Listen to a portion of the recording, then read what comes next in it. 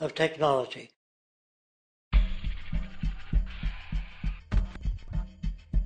At present, we don't have to burn fossil fuels. We don't have to use anything that would contaminate the environment. There are many sources of energy available. Alternative energy solutions pushed by the establishment, such as hydrogen, biomass, and even nuclear, are highly insufficient, dangerous, and exist only to perpetuate the profit structure that industry has created. When we look beyond the propaganda and self-serving solutions put forth by the energy companies, we find a seemingly endless stream of clean, abundant, and renewable energy for generating power. Solar and wind energy are well known to the public, but the true potential of these mediums remains unexpressed. Solar energy, derived from the sun, has such abundance that 1 hour of light at high noon contains more energy than what the entire world consumes in a year. If we could capture 0.01% of this energy, the world would never have to use oil, gas, or anything else. The question then is not availability, but the technology to harness it. And there are many advanced mediums today which could accomplish just that, if they were not hindered by the need to compete for market share with the established energy power structures. Then there's wind energy. Wind energy has long been denounced as weak, and due to being location-driven, impractical. This is simply not true. The U.S. Department of Energy admitted in 2007 that if wind was fully harvested in just 3 of America's 50 states, it could power the entire nation. And then there are the rather unknown mediums of tidal and wave power. Tidal power is derived from tidal shifts in the ocean. Installing turbines which capture this movement generates energy. In the United Kingdom, 42 sites are currently noted as available, forecasting that 34% of all the UK's energy could come from tidal power alone. Wave power, which extracts energy from the surface motions of the ocean, is estimated to have a global potential of up to 80,000 terawatt-hours a year. This means 50% of the entire planet's energy usage could be produced from this medium alone. Now, it is important to point out that tidal, wave, solar, and wind power requires virtually no preliminary energy to harness, unlike coal, oil, gas, biomass, hydrogen, and all the others. In combination, these 4 mediums alone, if efficiently harnessed through technology, could power the world forever. That being said, there happens to be another form of clean, renewable energy which trumps them all: geothermal power. Geothermal energy utilizes what is called heat mining, which, through a simple process using water, is able to generate massive amounts of clean energy.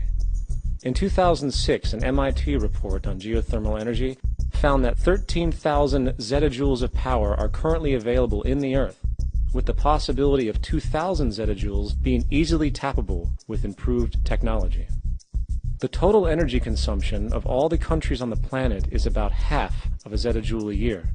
This means about 4,000 years of planetary power could be harnessed in this medium alone. And when we understand that the Earth's heat generation is constantly renewed, this energy is really limitless and could be used forever. These energy sources are only a few of the clean, renewable mediums available, and as time goes on, we will find more. The grand realization is that we have total energy abundance without the need for pollution, traditional conservation, or in fact, a price tag. And what about transportation? The prevailing means of transportation in our societies is by automobile and aircraft, both of which predominantly need fossil fuels to run.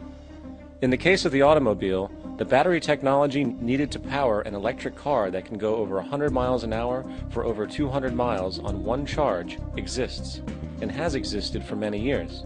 However, due to battery patents controlled by the oil industry, which limits their availability to maintain market share, coupled with political pressure from the energy industry, the accessibility and affordability of this technology is limited.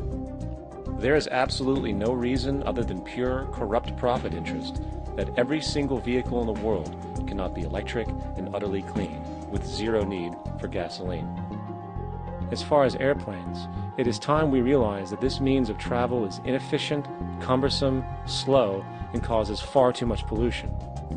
This is a maglev train. It uses magnets for propulsion. It is fully suspended by a magnetic field and requires less than 2% of the energy used for plane travel. The train has no wheels, so nothing can wear out. The current maximum speed of versions of this technology, as used in Japan, is 361 miles per hour. However, this version of the technology is very dated. An organization called ET3, which has connections with the Venus Project, has established a tube-based maglev that can travel up to 4,000 miles per hour in a motionless, frictionless tube, which can go over land or underwater. Imagine going from LA to New York for an extended lunch break, or from Washington, D.C. to Beijing, China in 2 hours. This is the future of continental and intercontinental travel, fast, clean, with only a fraction of the energy usage we use today for the same means. In fact, between maglev technology, advanced battery storage, and geothermal energy, there would be no reason to ever burn fossil fuels again. And we can do this now if we were not held back by the paralyzing profit structure. Now, America is inclined toward fascism.